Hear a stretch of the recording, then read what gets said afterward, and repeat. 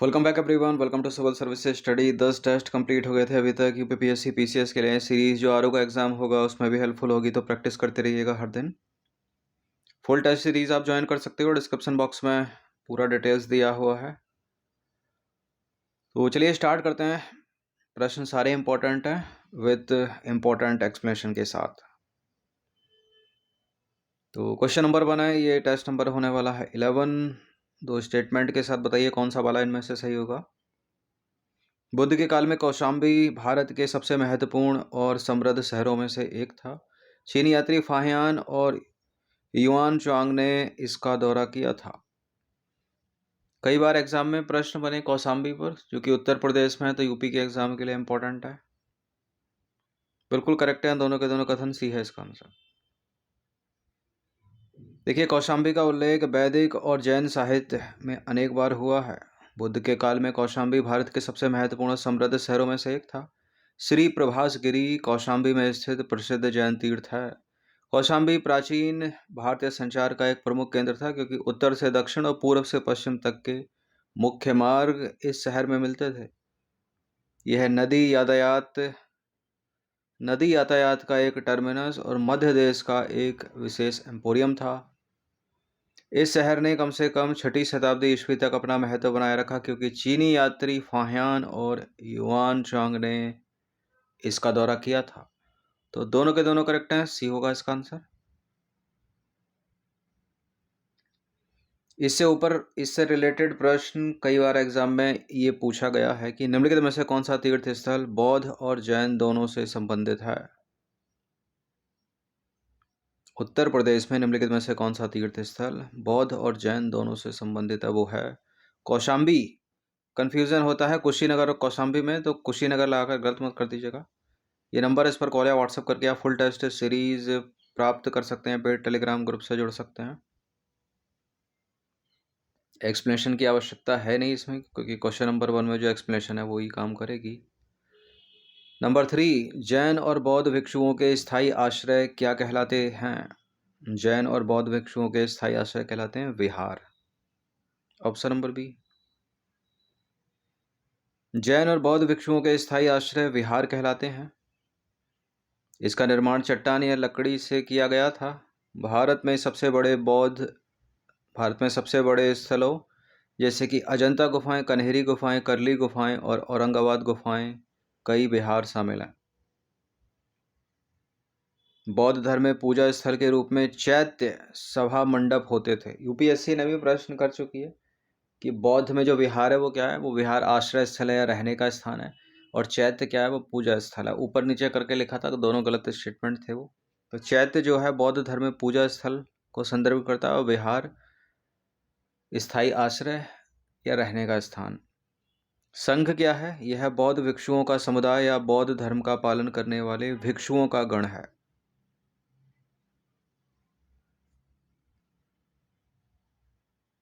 Question number 4, Bharhut का स्तूप किस राजवंश की कला का सुंदर उदाहरण है।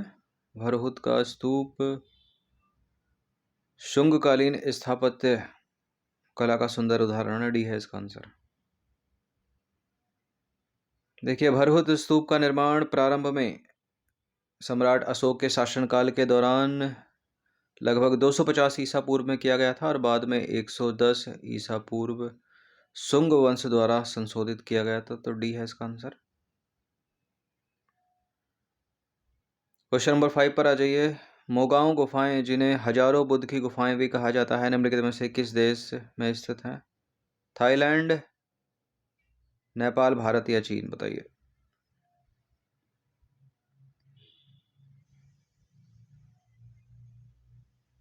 मोगांव गुफाएं, जिन्हें हजारों बुद्ध की गुफाएं भी कहा जाता है, वो हैं चीन में। Option number D. मोगांव गुफाएं, जिन्हें हजारों बुद्ध की गुफाओं के नाम से भी जाना जाता है, चीन के गांशू प्रांत के एक नखलिस्तान शहर डुन हुआंग के दक्षिण पूर्व में स्थित 500 मंदिरों की एक प्रणाली है। चीन एक समृद्ध और विविध धार्मिक परिदृश्य रखता है, जिसमें बौद्ध धर्म ने अपने पूरे इतिहास में एक महत्वपूर्ण भूमिका निभाई है। मोगांव गुफाएं 4 लाख वर्ग फुट से अधिक भित्ति चित्रों और विभिन्न बौद्ध कहानियों और आकृतियों को दर्शाने वाली मूर्तियों के साथ एक महत्वपूर्ण सांस्कृतिक और कलात्मक खजाने का प्रतिनिधित्व करती हैं। वे अपनी उत्कृष्ट बौद्ध कला के लिए प्रसिद्ध हैं। ये मुगाओं गुफाएं, जिसमें भित्ति चित्र और मूर्तियां शामिल हैं, जो 4वीं से 14वीं शताब्दी तक फैली हुई हैं। क्वेश्चन नंबर 6 पर आ जाइए। निम्नलिखित में से कौन सा कथन सही है? दो कथन है यहाँ पर। प्राचीन जैन और बौद्ध ग्रंथों के अनुसार 12 महाजनपद थे। जनपद शब्द का शाब्दिक अर्थ लोगों की तलहटी है। 12 थे या 14 थे? ना 12 थे ना 14 थे, 16 महाजनपद थे। तो गलत है पहला स्टेटमेंट। जनपद शब्द का शाब्दिक अर्थ लोगों की तलहटी है, दूसरा वाला सही है केवल। देखिए, भारतीय उपमहाद्वीप में 600 ईसा पूर्व से 325 ईसा पूर्व के दौरान 16 ऐसे महाजनपद थे। 16 राज्य या कुलीन गणराज्य थे जो उत्तरी शहरी भारत में दूसरी शहरीकरण अवधि के दौरान 6ठी से 4थी शताब्दी ईसा पूर्व तक मौजूद थे। यह श्रमण आंदोलनों यानी बौद्ध और जैन धर्म सहित के उदय का भी समय था, जिसने वैदिक काल के धार्मिक रूढ़िवाद को चुनौती दी थी। जनपद शब्द का शाब्दिक अर्थ लोगों की तलहटी है, दूसरा वाला सही है केवल। निम्नलिखित को सही सम्मिलित कीजिए। यहाँ सूची 1 और सूची 2 को सम्मिलित आपको करना है। चन्ना कौन है, कंथक कौन है, देवदत्त कौन है, चुंडा कौन है?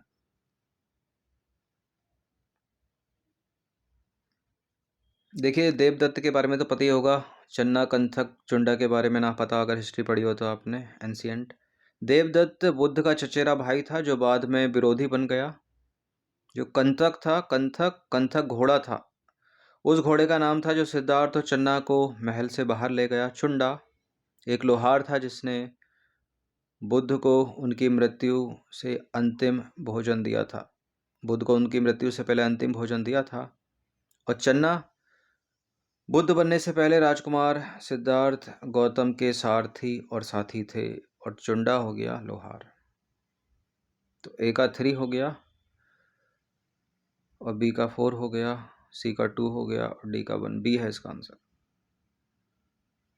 देखिए, बौद्ध परंपरा में चन्ना बुद्ध बनने से पहले राजकुमार सिद्धार्थ गौतम के सारथी और साथी थे। कंथक उस घोड़े का नाम था जो सिद्धार्थ और चन्ना को महल से बाहर ले गया था। देवदत्त बुद्ध का चचेरा भाई था जो बाद में विरोधी बन गया। चुंडा एक लोहार था जिसने बुद्ध को उनकी मृत्यु से पहले अंतिम भोजन दिया था।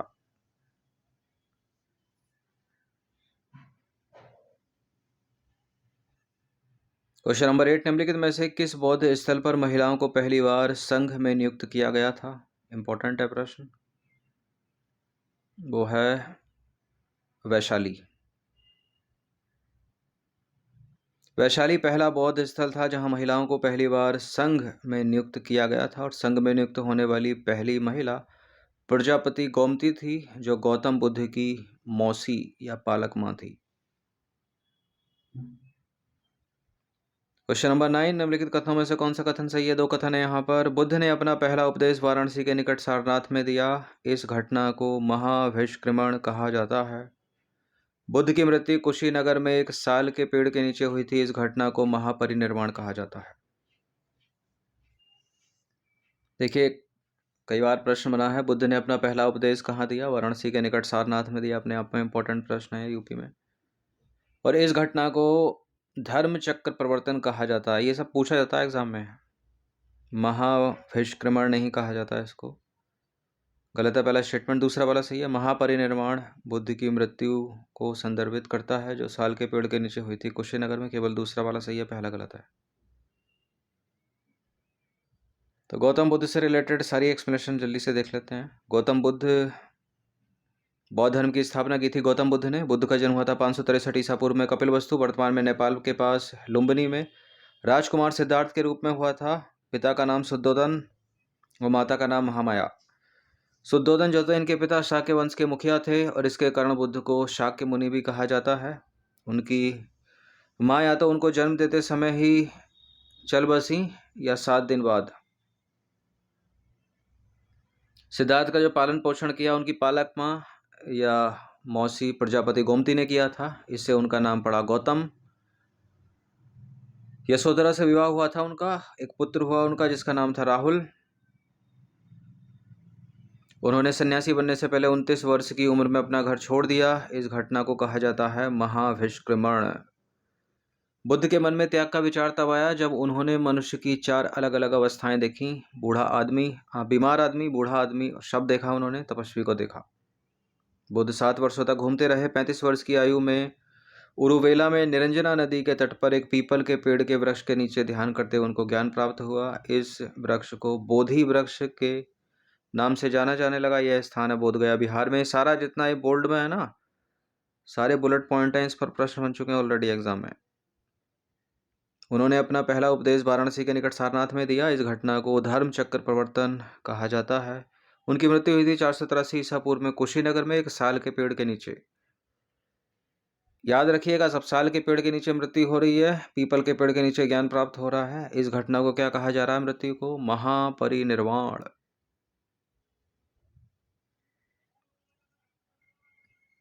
क्वेश्चन नंबर 10, सारनाथ जो अशोक स्तंभ के लिए प्रसिद्ध है, वाराणसी से 10 किलोमीटर उत्तर पूर्व में किन 2 नदियों के संगम के पास स्थित है? अरे 1 2 3 नहीं है तो ABCD होना चाहिए ना, ABCD।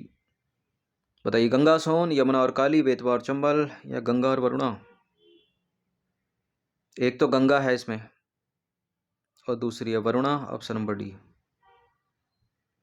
सारनाथ जो अशोक स्तंभ के लिए प्रसिद्ध है, वाराणसी से 10 किलोमीटर उत्तर पूर्व में गंगा और वरुणा के संगम पर स्थित है। ऐसा माना जाता है कि यह वही स्थान है जहां गौतम बुद्ध ने ज्ञान प्राप्त करने के बाद अपना पहला उपदेश दिया था। इस स्थल पर धमेक स्तूप, चौखंडी स्तूप और मूल गंधकुटी विहार भी हैं। अशोक स्तंभ 34 किलोमीटर लंबा स्तंभ है, 34 मीटर लंबा स्तंभ है, जिसे 3वीं शताब्दी ईसा पूर्व में मौर्य सम्राट अशोक ने बनवाया था। ऑप्शंस में और भी नदियां थी, उनको एक्सप्लेन कर लेते हैं जल्दी से। सोन नदी और गंगा नदी भारत के बिहार राज्य के पटना जिले में मिलती है। यमुना नदी जो है वो गढ़वाल हिमालय में गंगोत्री ग्लेशियर से निकलती है। काली नदी की बात करें तो ऊपरी शिवालिक से निकलती है और उत्तराखंड, उत्तर प्रदेश, हरियाणा राज्यों से होकर बहती है। बेतवा और चंबल नदियों की बात करें तो भारत के उत्तर प्रदेश के इटावा जिले में मिलती हैं। इस संगम को पंच नदा कहा जाता है, पंचनदा।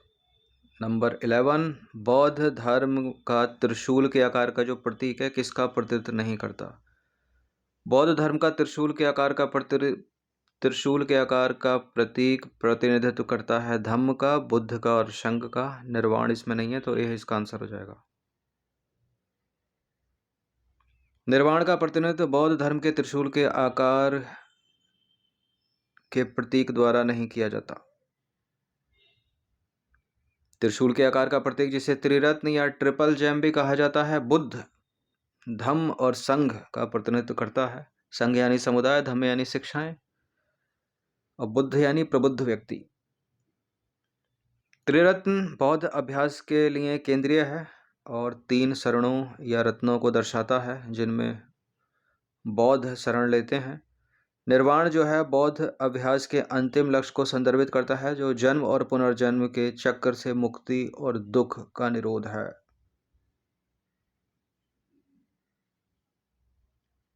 क्वेश्चन नंबर 12, शैलेंद्र राजा जिनका भारतीय शासकों के साथ घनिष्ठ संपर्क था, निम्नलिखित में से किस धर्म के अनुयायी थे वो? जैन धर्म, बौद्ध धर्म, शैव धर्म या वैष्णव? शैलेंद्र राजा अनुयायी थे बौद्ध धर्म के, डी है इसका आंसर।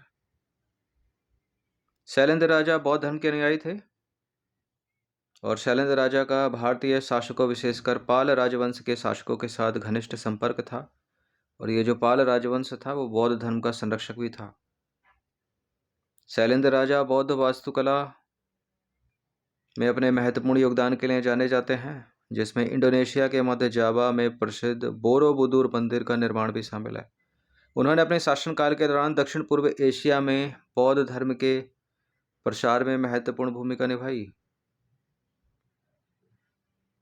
क्वेश्चन नंबर 13 है, निम्नलिखित में से गलत कथन की पहचान आपको करनी है। सांची स्तूप मध्य प्रदेश में स्थित है, बाबीकोंडा स्तूप आंध्र प्रदेश में स्थित है, धमेक स्तूप उत्तर प्रदेश में और पिपरवाह स्तूप सिक्किम में स्थित है। मध्य प्रदेश की धरोहर है सांची का स्तूप, वर्ल्ड हेरिटेज साइट है, करेक्ट है। बाबीकोंडा स्तूप आंध्र प्रदेश में, ठीक है। धमेक स्तूप और पिपरवा स्तूप ये दोनों के दोनों उत्तर प्रदेश में हैं। यहाँ सिक्किम लिखा है पिपरवा में, तो गलत है, यहाँ पर डी यही आंसर हो जाएगा। पिपरा हवा, ठीक है, पिपरवा नहीं, पिपरा हवा स्तूप उत्तर प्रदेश में। पिपरा हवा, पिपरा हवा जो है वो नेपाल की सीमा के पास उत्तर प्रदेश में स्थित है, न कि नेपाल में, न कि सिक्किम में। यह स्तूप बुद्ध के अवशेषों की खोज के स्थलों में से एक होने के कारण महत्वपूर्ण है। पिपरा हवा में खुदाई से प्राचीन शिलालेख और कलाकृतियां मिली हैं जो प्रारंभिक बौद्ध संस्कृति के बारे में जानकारी प्रदान करती हैं। यह स्थल अक्षर बुद्ध के ऐतिहासिक वृत्तांत और इस क्षेत्र में बौद्ध धर्म के प्रचार से जुड़ा होता है। पिपरा हवा।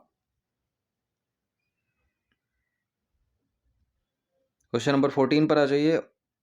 स्तूपों के अलंकरण में किंजलकिनी शब्द क्या संदर्भित करता है?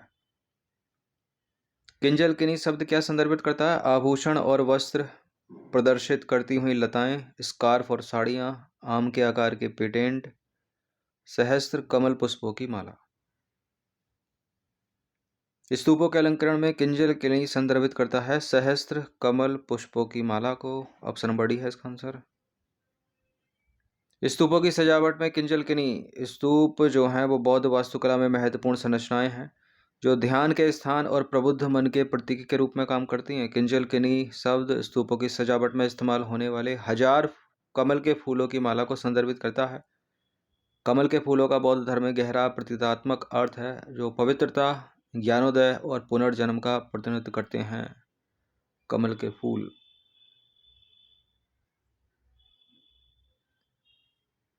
क्वेश्चन नंबर 15, निम्नलिखित कथनों में से कौन सा कथन सही है? सूरसेन महाजनपद यमुना दोआब क्षेत्र में स्थित था, इसकी राजधानी मथुरा थी। बौद्ध परंपरा के अनुसार सूरसेन राजा अवंती पुत्र बौद्ध अनुयायी था।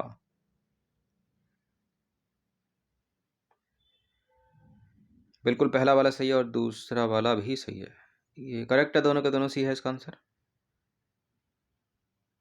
देखिए, सूरसेन महाजनपद यमुना दोआब क्षेत्र में स्थित है, इसकी राजधानी क्या थी? मथुरा थी। बौद्ध परंपरा के अनुसार एक सूरसेन राजा अवंती पुत्र बौद्ध अनुयायी था। उनका नाम का शाब्दिक अर्थ है अवंती का पुत्र, यानी सूरसेन और अवंती के बीच एक वैवाहिक गठबंधन की ओर संकेत करता है। कई अन्य राजनीतिक केंद्रों की तरह मथुरा भी व्यापारिक केंद्रों पर एक महत्वपूर्ण केंद्र बिंदु था या थी, जो उत्तर को दक्कन के साथ साथ पश्चिमी तट से जोड़ता था या जोड़ती थी। तो 15 प्रश्न एंशिएंट हिस्ट्री के थे, इनकी प्रैक्टिस कर लीजिएगा 1 से 2 बार, ठीक है। प्रैक्टिस करते रहिए, पीसीएस आरओ दोनों में हेल्पफुल होंगे ये। इन प्रश्नों का जितने मर्जर होगा 4-5 हज़ार प्रश्नों का बेनिफिट देगा।